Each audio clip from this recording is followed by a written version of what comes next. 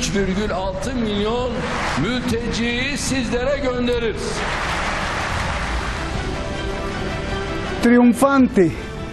Triunfante se levanta el presidente de Turquía después de enviar su poder de fuego para invadir Siria. Se levanta victorioso para decir que ha alcanzado un acuerdo histórico. Claro está, desafió a Estados Unidos y luego hizo que Vladimir Putin le consintiera su capricho de controlar territorio a Siria. ¿Qué secretos tiene el presidente de Turquía, Erdogan, que prácticamente jugó ajedrez con las potencias? Soy Roberto de la Madrid y esta noche, desde el ojo del huracán, desde el foco de alarma para el mundo entero, desde Oriente Medio, detrás de la razón.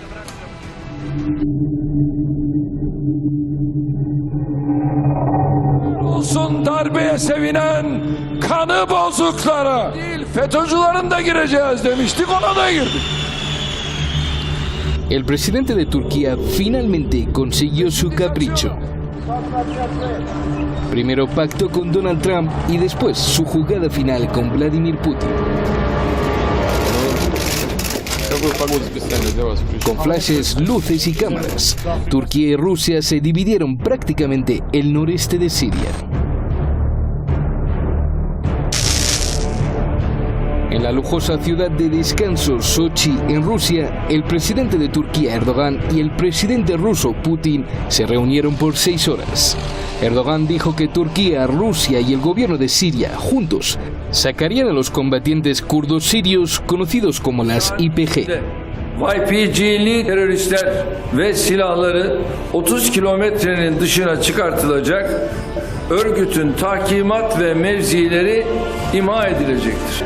Türk-Rus devriyeleri başlayacaktır. Con el alto el fuego que hizo Erdogan hace unos días, esto no era lo que se esperaba. La semana pasada, Estados Unidos y Turquía negociaron una zona segura en Siria. Estados Unidos se retiró, las fuerzas de Turquía, en azul, entraron a Siria y los kurdos se replegaron. Pero hoy, esta es la zona que Turquía y Rusia declararon controlar. Es toda una parte de Siria que llega hasta Irak, incluidas las ciudades estratégicas de Manbij y Tarrafiat. Son casi 500 kilómetros. A partir de estos días, Turquía y Rusia controlarán toda esa área con patrullas militares de forma indefinida. El presidente ruso Vladimir Putin considera que esta es la solución permanente. Очень важными, если не судьбоносными, и позволят разрешить достаточно острую ситуацию, которая сложилась сегодня на сирийско-турецкой границе. Pero hoy, el aliado de Rusia, el presidente de Siria, Bashar al-Assad, al recorrer la ciudad de Idlib, dijo que ese acuerdo es una descarada anexión ilegal de Siria. لكن ما أريد أن أقوله عندما نقول عن أردوغان بأنه لص سرق المصانع والمعامل، سرق القمح، سرق النفط بالتعاون مع داعش، والآن يسرق الأرض. El ataque de Turquía dejó centenares de sirios kurdos muertos, 200.000 familias sin hogar y poblaciones destruidas.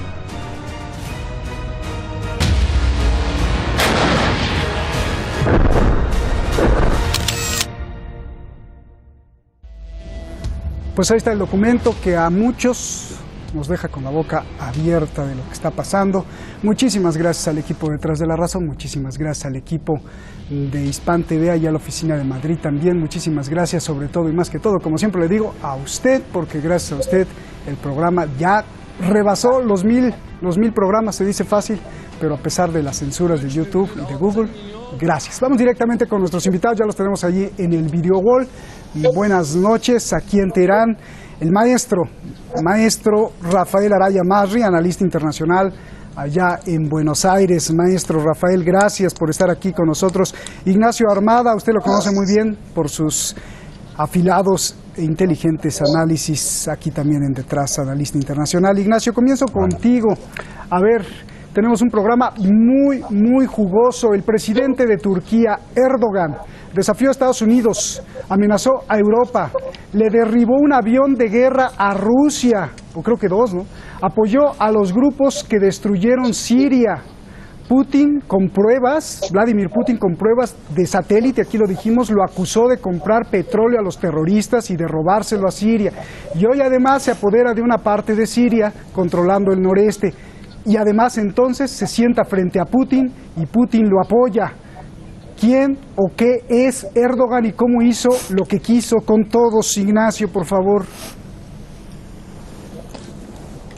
Bueno, es la pregunta del millón, tal vez, ¿no? Yo creo que además estuvimos hablando de esto hace poco aquí y decíamos, de alguna manera intentando hacer cierta prognosis, cierta profecía, y decíamos, ¿qué va a ocurrir si realmente Turquía traspasa la frontera y empieza a agredir a los kurdos? Y creo que no suelo tener tanto conocimiento ni tanta capacidad de anticipación, dije, probablemente nada, por desgracia, porque la Unión Europea no va a reaccionar, porque Estados Unidos está de retirada. Pues lo más sorprendente es que he acertado, es que no iba a ocurrir nada y se le iba a permitir. ¿El por qué se permite? Bueno, lo que yo no estoy tan seguro es de que Erdogan pueda llegar tan lejos como pensábamos que podía llegar en un principio. Es decir, él está vendiendo muy bien su victoria, pero su victoria es una victoria relativa, porque en el momento en el que Putin se ha sentado con él, Putin todos sabemos que está haciendo de intermediario donde otros no han sabido hacerlo. Quiero decir, la Unión Europea no podía reaccionar ni sabía reaccionar. A la Unión Europea, además, yo creo que es a quien se ha dirigido con más dureza Erdogan, y hay que decir que la Unión Europea está demostrando que todavía no sabe ni siquiera los problemas que tiene dentro como para organizarse hacia afuera, ¿no? Pero Estados Unidos creo que ha hecho el papel que esperábamos todos. Se ha quitado de medio porque es lo que más le interesa. No se están equivocando. Pero es Putin quien, de alguna manera, yo estoy convencido que a la larga va a salir más reforzado de esta situación. Porque Putin se levanta de un acuerdo que Erdogan está vendiendo como su gran victoria en una Turquía, no nos olvidemos, en la cual Erdogan ha estado reprimiendo a la población de una manera escandalosa en los 2 últimos años y deteniendo, tiene decenas de miles de detenidos de una manera completamente gratuita, en la cual su situación se sostiene precisamente porque ya aborda directamente chantajes a todo el que le rodea, pero Putin se ha sentado y, si no recuerdo mal, lo que he dicho y ya acabo, es que va a haber una patrulla. Y va a haber una patrulla alrededor de toda esa zona, pero que lo primero que tiene que hacer Turquía es comprometerse a que no va a tocar las fronteras de Siria. Bien, ya no es tan victorioso esto, es decir, evidentemente está persiguiendo al pueblo kurdo, pero no está consiguiendo los intereses geográficos que se estaban planteando en un principio. Pero ahí, Ignacio, no va a tocar la frontera, no solo no la va a tocar, sino que se va a meter dentro de Siria, ¿no? Porque eso es lo que acordó Putin. Adentro de Siria, 30 kilómetros, o sea, no va a estar en territorio turco, va a estar en territorio sirio, ahí hay que aclarar. No, por supuesto. No me he explicado, Roberto. Lo que quiero decir es que la intención es entrar en territorio sirio, pero desde el principio está manteniendo que no va a tener ningún tipo de adquisición del territorio sirio al hacer esa incursión. Bien, ok. Rafael, a ver, lo primero que le preguntaba a Ignacio. Le tira con la mano en la cintura un avión a Rusia, amenaza a Estados Unidos. Hace unas semanas aquí decíamos que el presidente Vladimir Putin le dijo a Turquía, no lo hagas, no te metas a Siria. Bueno, pues se metió a Siria y ahora además Rusia pues le va a dar el poder de fuego para patrullar conjuntamente. ¿Qué pasó? ¿Qué poder tiene Erdogan para haber sentado a Putin? ¿O es que se siente todavía protegido por la OTAN? ¿O qué secretos tiene, Rafael? Bueno, buenas noches, Roberto, buenas noches, Ignacio, un gusto nuevamente estar aquí con ustedes. Yo creo que Ignacio en algún momento lo comentó, yo creo que gran parte de lo que está haciendo hoy el presidente Erdogan tiene que ver más que nada con su política puertas adentro, de consolidar una situación, de preservar el poder.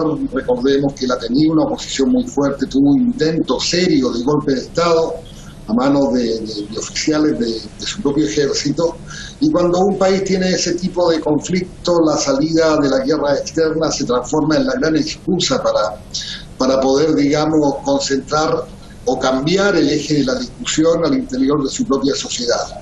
Yo quiero recordar que este patrullaje conjunto ha contado también con el beneplácito de la República Islámica de Irán, y yo creo que directa o indirectamente también le ha permitido al presidente Bashar al-Assad acercarse a aquel territorio al que no había llegado desde hace 5 años al menos, y tomar posesión de una parte importante del norte de Siria, ¿no? Y consolidar con su ejército, con sus tropas, digamos, una porción de territorio. Creo que como está retirando de la línea de conflicto el gobierno sirio además a los combatientes kurdos, forma parte de la estrategia rusa de quitarle los elementos a Turquía para justificar a largo plazo o a mediano plazo su permanencia en el territorio sirio.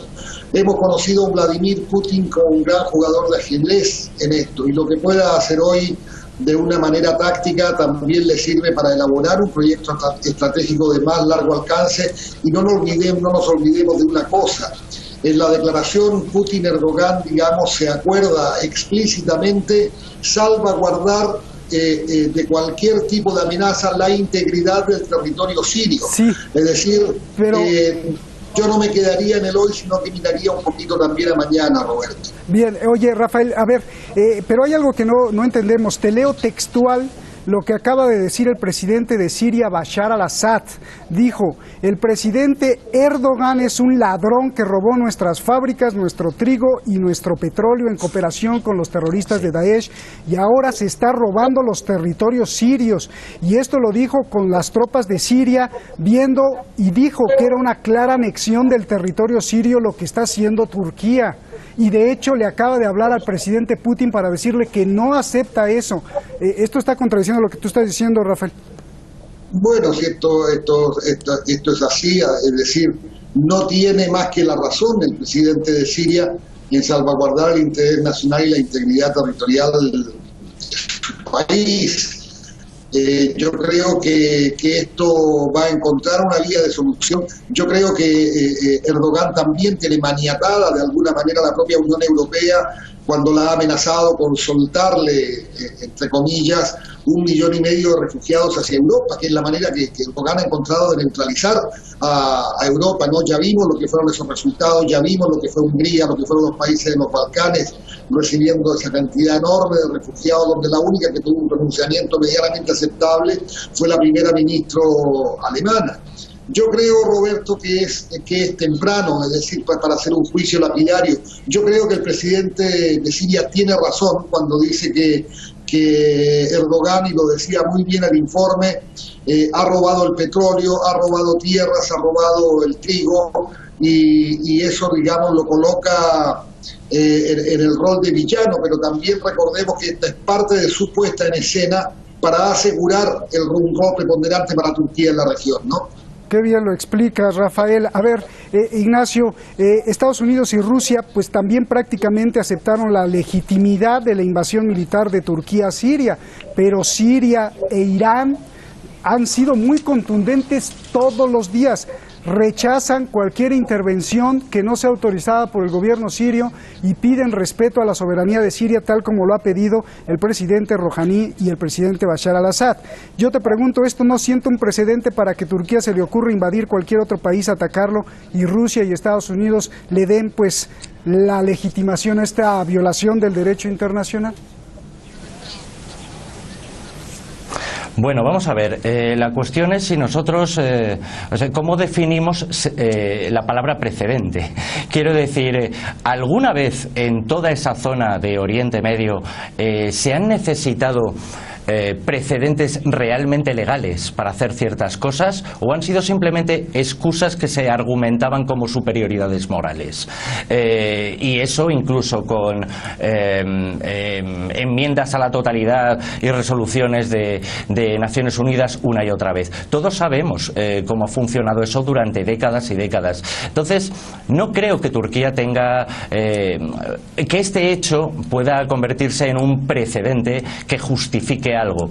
Otra cuestión es que las ambiciones de Turquía puedan llegar más lejos. Pero la sensación que yo tengo, ya digo, es solo la sensación, igual que tuve la sensación de que efectivamente iba a entrar y que iba a perseguir a los kurdos, creo que la sensación que tengo en estos momentos es que los únicos grandes perjudicados en estos momentos a medio plazo son los propios kurdos. Bashar al-Assad evidentemente tiene que decir lo que tiene que decir, porque tiene toda la razón, es el territorio sirio y no hay por qué entrar. Pero también sabemos que indirectamente le está beneficiando, está asentando su autoridad sobre un terreno que estaba en manos de unos rebeldes que ellos mismos han consentido cierto grado de proximidad y entendimiento con al-Assad solo para remediar un problema mayor. Por lo tanto, si Estados Unidos y Rusia van a consentir a Turquía llegar más lejos. Quiero recordar que Turquía empezó a tener importancia para un país como Estados Unidos por el hecho de que se podían poner en su territorio plataformas para misiles en el momento de la Guerra Fría. Turquía siempre juega esta situación de chantaje, pero tampoco puede forzarla demasiado. En un momento en el que tanto Rusia como Estados Unidos se pueden mover en política exterior muchas veces con intereses comunes, no creo que pueda forzar la situación mucho más. Bien. A ver, Rafael, los kurdos sirios, en solo una semana debido al bombardeo de Turquía, cientos de muertos kurdos y 200.000 sin casa. Pregunta, ¿los kurdos que pelearon contra el grupo terrorista de Daesh fueron la burla de todos? Estados Unidos los traicionó, Turquía los bombardeó y Rusia está de acuerdo con desterrarlos. Tu lectura, por favor. Mira, lo que hay que mirar son algunos aspectos históricos, Roberto. Los kurdos de Siria nunca o rara vez plantearon algún esquema para independizarse, y más bien lo que ellos han pedido rangos importantes de autonomía que les permitan moverse en un espacio donde su autodeterminación o su autogestión tenga una relevancia, pero sin separarse necesariamente de su nacionalidad siria, de su raíz común con los sirios, porque recordemos que el propio Estado sirio ha sido tremendamente celoso en el cuidado de los derechos de sus minorías, incluidos los kurdos, incluidos las distintas vertientes religiosas que existen en el país. Entonces yo creo que presenta un caso distinto que los kurdos en otras regiones, donde digamos los deseos de independencia han sido ampliamente acicateados también por el propio Estado de Israel. Recordemos banderas israelíes circulando con banderas circulando entre las manifestaciones allá en Irak. Sí. En Irak, exactamente, Roberto. Entonces yo quería también hacer una salvedad y un alcance que me pareció muy atinado lo que dijo Ignacio con la instalación de los misiles nucleares norteamericanos en territorio turco, concretamente en la cercanía de lo que es la base militar de Incirlik, que es la gran base de la OTAN en la zona. Cuando fue la crisis de los misiles entre Cuba y entre la Unión Soviética y Rusia, la instalación de los misiles en Cuba el año 62, la moneda de cambio que utilizó Rusia, digamos, para terminar con el bloqueo naval a Cuba y retirar los misiles de Cuba, fue precisamente la retirada de los misiles norteamericanos en Turquía. Es decir, Turquía ha sido un baluarte de Occidente, digamos, de la OTAN en el marco de la Guerra Fría, y hoy, cuando se va diluyendo el sentido de esa alianza, vemos a un presidente Erdogan queriendo reafirmar el valor de Turquía en la región, queriendo asegurarse un lugar de influencia y de incidencia como una gran potencia geoestratégica allí instalada, ¿no? Pues sí, como dice Ignacio, pues está jugando también, o podría jugar más a futuro con fuego, si es que se lo permiten, y si no se lo permiten, quién sabe qué vaya a pasar. A ver, utilizando el argumento de Erdogan, Ignacio, dijo, serán echados hacia adentro de Siria, dijo el presidente de Turquía. Pregunta, si Turquía los considera terroristas, quiere decir que Turquía está empujando a los terroristas más hacia adentro de Siria. O sea, no le importa si destruyen y toman más territorio de Siria. O es a propósito para ir generando poco a poco el clima ideal para apoderarse y anexionarse, no ahora, en un futuro, esa zona de Siria. Yo no sé si Erdogan tiene ni siquiera la inteligencia como para diseñar un plan tan a largo plazo y ni mucho menos, a pesar del ejército del que disponga, de las condiciones adecuadas para hacer algo así. Yo estoy un poco más en la idea de lo que está planteando Rafael, ¿no? Yo lo que veo es que en estos momentos el primer mandatario en Israel ya no consigue hacer gobierno como lo han conseguido durante un montón de años. Yo lo que estoy viendo es que el wahabismo en Arabia está haciendo crecer unas expectativas completamente, con perdón, pero completamente ridículas para Arabia, como si se pudiese convertir en el país principal. Yo veo que ahora Turquía está jugando el mismo juego, un juego muy agresivo, intentando como plantear una dominancia en la zona, ya que ni Estados Unidos ni la Confederación Rusa parece que quieran apretar demasiado, ¿no?, en su dominación. Por lo tanto, lo que tenemos, con perdón, es lo que se dice en los países latinos, ¿no?, una pelea de gallitos. Lo que pasa es que hay víctimas por en medio, por supuesto. Entonces yo no creo que Turquía tenga ni por casualidad la remota locura, se le puede ocurrir a Erdogan, de meterse hasta el fondo en Siria, porque además es que eso sería la tumba de Erdogan seguro. Yo lo que creo es que está haciendo músculo y está demostrando una serie de presuntas competencias y está, como digo, enseñando músculo a los demás. Ignacio, y por supuesto está intentando resolverse un problema territorial o limítrofe, expulsando a los kurdos, todo lo que pueda. Perdón. Ignacio, pero yo no dije que militarmente, sino yo más bien, muy inteligentemente, el señor Erdogan podría abrir esta zona y dejar, porque eso lo dijo, pasar a los 3 o 4 millones de refugiados sirios que regresen a Siria, sirios que no se llevan muy bien con el presidente Bashar al-Assad y que tienen más simpatía con Turquía y que después, a futuro, podrían apoderarse con el control turco. O sea, va por ahí, Ignacio. No, Roberto. Y eso, perdona por mi digresión, eso te lo firmo ahora mismo. Es decir, lo tengo muy claro. Si le sobra algo a Erdogan en estos momentos son precisamente refugiados. Con lo cual, unos los utiliza para chantajear a la Unión Europea y otros los utiliza para volverlos a introducir en Siria y que siga el conflicto allí. Claro. Cuanto más desordenado sea, cuanto más caótica sea la situación en Siria, más le beneficia a Turquía. Bien, a ver, ya nos vamos, Rafael. Cuando Erdogan dice tenemos 4 millones de refugiados sirios dentro de Turquía, yo pregunto por qué se queja si él también lo provocó al financiar y apoyar a todos los terroristas que querían derrocar al presidente Bashar al-Assad sirio, que destruyeron Siria e hicieron que millones huyeran, ¿no, Rafael? Mira, yo creo que no es tan loco plantear, digamos, lo que se ha dicho casi como un chiste, que Erdogan quiere reinstalar el Imperio Otomano. Yo insisto con la necesidad de figurar, de ganar un espacio hegemónico en la región, pero yo creo que la gran victoria de todo esto, Roberto, es lograr que las fuerzas norteamericanas que allí estaban hayan salido de esa parte del territorio, que hayan entregado sus bases, porque esto también está llevando como cola y como consecuencia que otros países de la OTAN y de Europa también se retiren y esto realmente quede en el poder de decisión del Estado sirio y de a quienes el Estado sirio ha invitado a estar presentes en Siria, como son la Federación Rusa y la República Islámica de Irán. Pero no Turquía. Se van a encontrar cuatro actores ahí, digamos, donde el disidente en algunas políticas es Turquía,